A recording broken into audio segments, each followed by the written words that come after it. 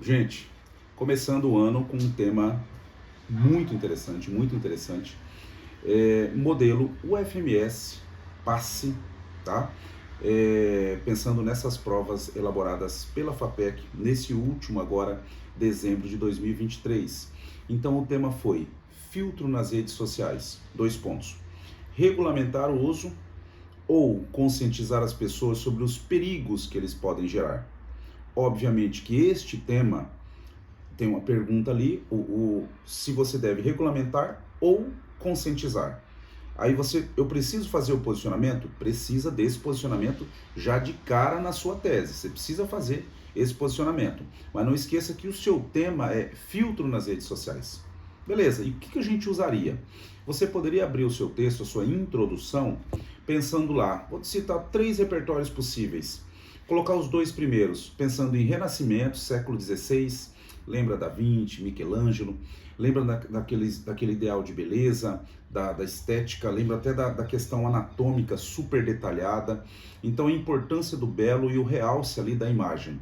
Sandro, mas se eu também citasse nessa mesma linha, eu pegasse o berço da civilização ocidental e trabalhasse com a Grécia Antiga, para trabalhar com essas questões relativas a como a sociedade foi marcada e é marcada pela questão da imagem, poderia usar? Poderia. Então são 2 repertórios muito interessantes, um dos 2 para você abrir sua introdução. Tá, mas e se eu não quisesse nem nesses 2 e eu mexesse com o Guy Debord e a obra Sociedade do Espetáculo?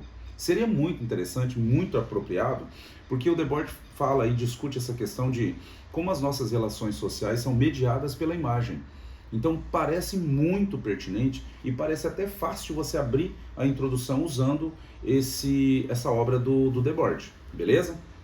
Ok, gastei ali 2,5 linhas, 3, abrindo com um desses 3 repertórios. Eu desço lá para o meu contexto e trabalho, puxo, contemporaneamente, mostra que esta abordagem, essa preocupação com o belo, ela se faz presente também no século XXI. Olha o link que você já faz, assim como no período descrito nas 3 primeiras linhas.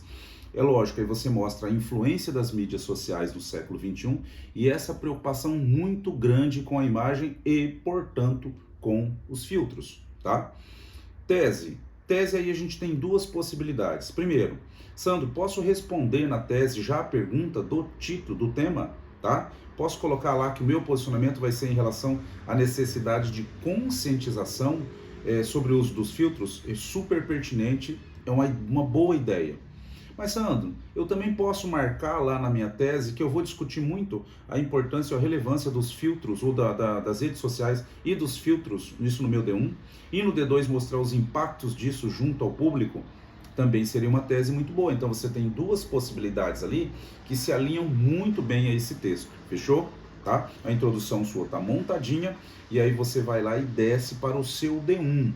No seu D1, obviamente, antes de entrar na questão dos filtros, você precisa puxar o advento das mídias sociais. Para isso você vai pegar a abertura do século XXI, ali pensando de 2000 a 2010, lembrando do surgimento do Facebook, da criação do Facebook, e aí você vai mostrar como desde o início a preocupação com a conexão entre as pessoas e também a valorização da imagem já foi a premissa básica lá do surgimento das redes sociais. Tá? Então essa ideia para abrir o seu D2, seu D1 com 2,5 linhas ali, 3, e mostrar que a partir deste momento, nessas redes sociais que começaram lá de 2010 para frente se intensificar, você vai mostrar que houve uma padronização, uma estereotipação em relação ao ideal de beleza. Pô, que ideal de beleza é esse?